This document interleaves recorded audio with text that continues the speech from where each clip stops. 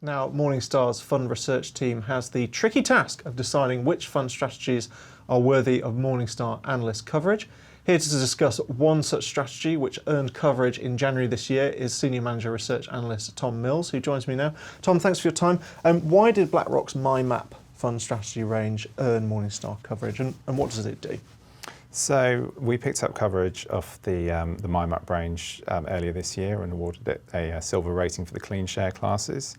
What it does is provides active asset allocation at a low cost. So this is a range of 4 multi-asset funds that each have a different risk target.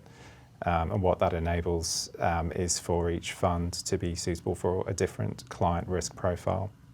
Sure, and it's a sort of close competitor of L&G's own range. So how do they differ in terms of sort of approach and investment holdings? Yeah, so the range that you mentioned is L&G Multi-Index, which is another multi-asset range of risk-targeted funds. This one has 5 different risk levels.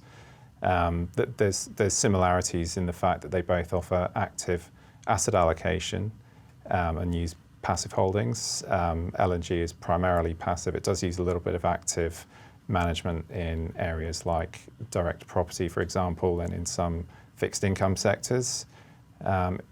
Both strategies have have some alternatives allocations. So BlackRock, for example, has gold and commodities and quite a small allocation to alts, whereas the L&G multi-index funds have a little bit more in alternatives, and they have other elements in the alternative sleeve, including direct property, for example, which I mentioned.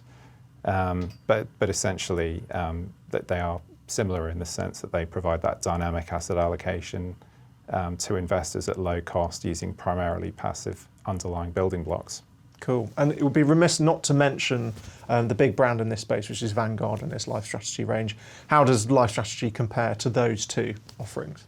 So the main difference is the fact that the Vanguard Life Strategy range keeps that proportion between equities and bonds fixed, whereas the MyMap and the L&G multi-index funds, they use dynamic asset allocation. They will shift their asset allocation in order to meet their risk objectives. So they have a long-term asset allocation, but there's also a medium-term dynamic element there, and they're focused on meeting their risk targets. Cool. Tom, thanks so much. For more on fund research and Tom's work, check out morningstar.co.uk, where you can read our regular fund strategy updates. Until next time, I've been Ollie Smith for Morningstar.